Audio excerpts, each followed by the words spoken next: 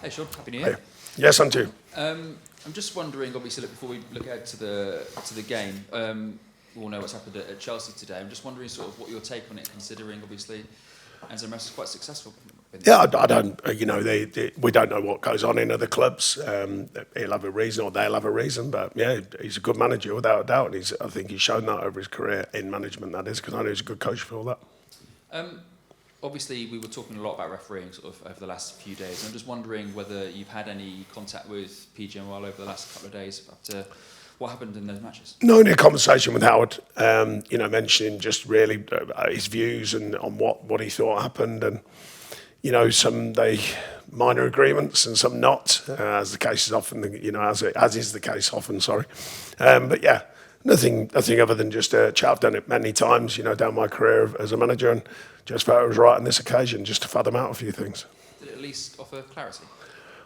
Yeah, somewhat. I mean, it's like anything. It's always a game of opinions, and VAR is a big talking point, and there are some, challenges to VAR and the nature of some decisions. I didn't think ours were particularly difficult, as I said afterwards, and I still stand by that. I know there was other people who thought differently, but if you're doing that in the box nowadays, particularly that one, and I think the 2 yellow cards, I think everyone in the world thought it was 2 yellow cards, but anyway, what's done is done. Moving on to this game, how's the squad, obviously, during quite an intense period of the season? Yeah, mostly good. There's a few carrying a few knocks, but we're hopeful on them recovering. Obviously, Ola comes back into the group as well, so it's good.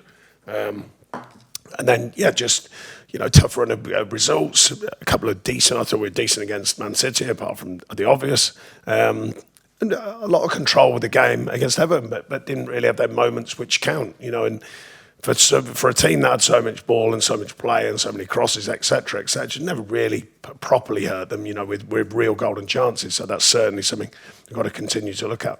Coming up against a team like Villa in such good form, obviously. Yeah. As a result, being sort of outstanding. But other than that, being clinical and sort of making the most of the chances you get is exactly what you need, and that's what you couldn't do the other night, right? So. Yeah, I mean that is the biggest challenge in football, mind you. Everyone's wanting their players to be clinical. Everyone's wanting to score goals. Everyone's goal scorers. That is the biggest challenge, really. Villa are certainly a good side. We know that. I mean, as you said, it got beat by another good side in Arsenal. I think it was 11 before that. Another tough game, but they all are. Shown that recently. Played very well against some top sides and had great results against top sides. Well, on paper, top sides. With all due respect for everyone else, then other sides who make around us who haven't played as well for and that's the challenge of the Premier League. You've got to be on it all the time. Ivan, PLP. Excuse me. Hi, Sean.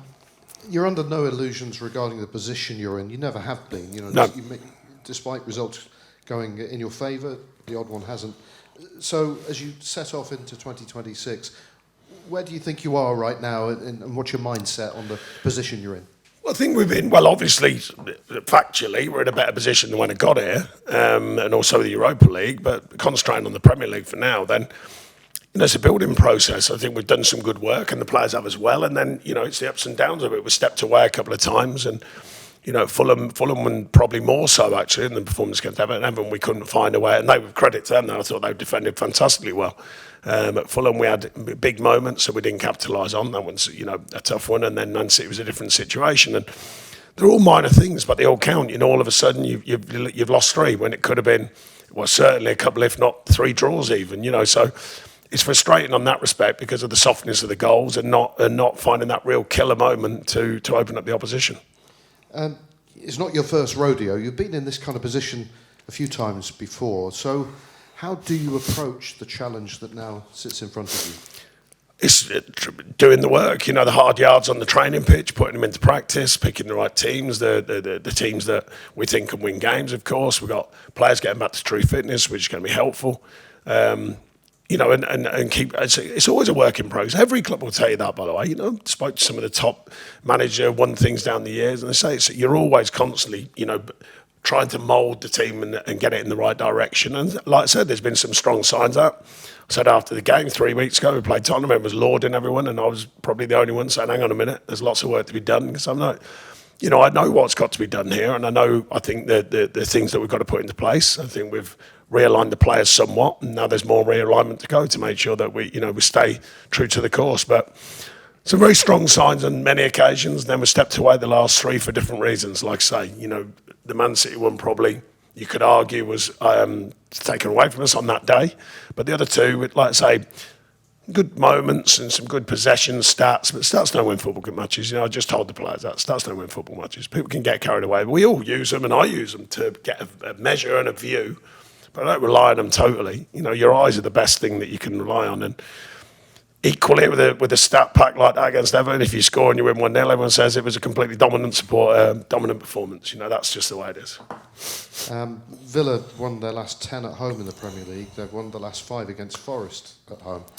You don't need me to remind you of those sort of stats, but thanks. You just have. Well, I have done. But like yourselves, Villa have just been stung by a very disappointing defeat. What sort of a game are you expecting? Yeah, but sort of that first half, I thought they delivered a good performance actually, and then second half, when it changed, Arsenal have a very strong side, as we know. So Villa. Their stats, I think he's done a great job, the manager there. I think the players as well, they've sold, bought. Their recruitment has been good. Spent a lot of money, to be fair, on some very good players, and they're moulding it into a good unit. So certainly a tough game, but like I said, we've just shown lately, we've taken on some of on paper, the bigger teams, or the ones that are sort of fancied every year and done very well against them. And a couple of teams maybe not as fancy, we haven't done as well against. And that's probably the challenge of the group, rising to the expectation of each game rather than just, big games sometimes look after themselves, as they say. And ones when it's more one of them, touch and go ones, how do you win them? And I think that's the next level for us, is to raise our performance in the games when it is them kind of more similar teams in the similar predicament, let's say. And I think that's an important factor, is that's when, I would say, be the person that makes a difference, basically. Don't wait for someone else, don't make it up and don't wait for it. And, a lot of these slogans I've used for many years, but they're true from all my years in football.